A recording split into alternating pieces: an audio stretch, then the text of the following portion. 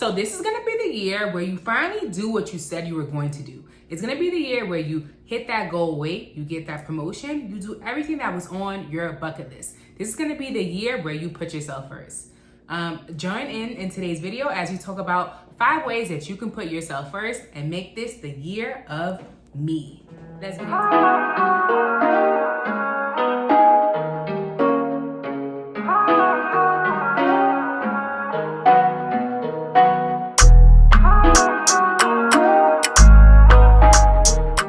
Get into a hobby. When's the last time you did something fun or just for the enjoyment of it? Hobbies are a great way to relieve stress, reignite that relationship with yourself, and give yourself some self-love. There are so many different hobbies that can help you release stress and just have a great time.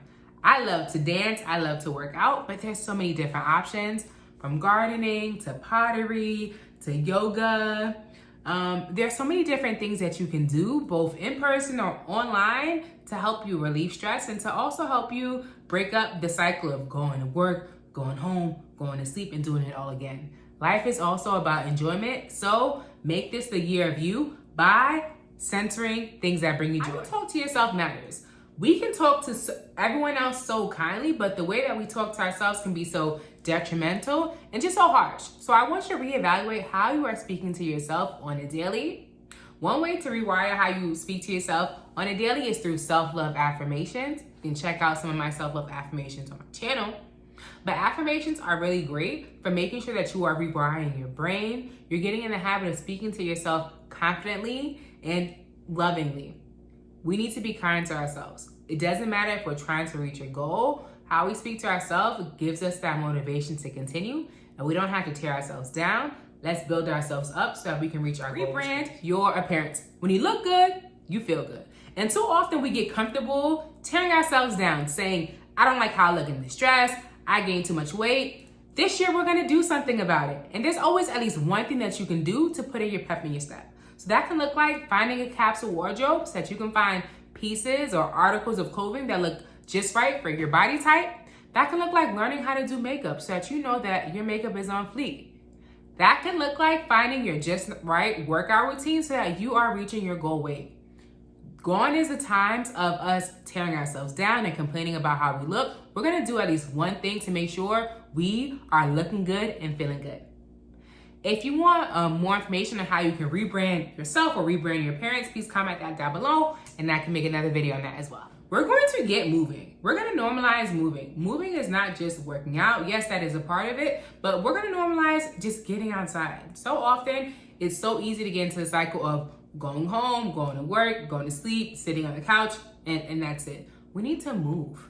There's so many benefits of moving. Moving is great for your mental health. It releases endorphins. Moving also helps you romanticize your life. You're able to appreciate the small things. You're able to appreciate the little things that you don't even notice every day, right? And it's also good just for your health. It helps you move around, and it's just simple. So find a movement routine that works for you. I like to go on my hot girl walks in the morning to help me move because I do work hybrid. So there are many times where I'm just sitting at a desk or at a computer. So find something that makes the most sense for you, whether that's a 10-minute walk, getting off the train one stop early, maybe parking your car a little further away from your home so that you're able to walk around. But find a movement routine that works for you.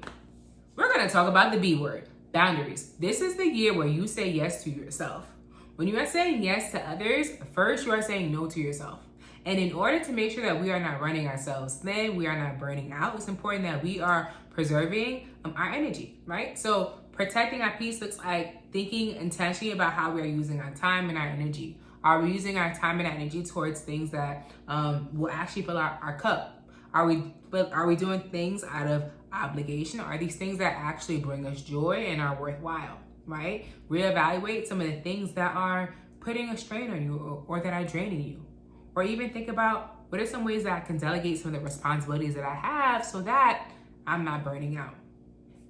Think critically about what are some things that you can do to protect your peace, protect your time and your energy so that you are not burning out. So these are some tips to help you put yourself first. We are going to make 2025 the year of me, the year where you put yourself first. We know that we cannot pour from an empty cup. and we don't want to be burnt out in order to center ourselves. We're going to start centering ourselves right now, today. So I would love to hear from you. Which tip are you looking forward to using this year? Also, please check out my resources that I have below, some self-care resources to help you center your wellness. And you know, if you stay to the end, we are besties, so go ahead and subscribe. Thank you and catch you next time. Bye.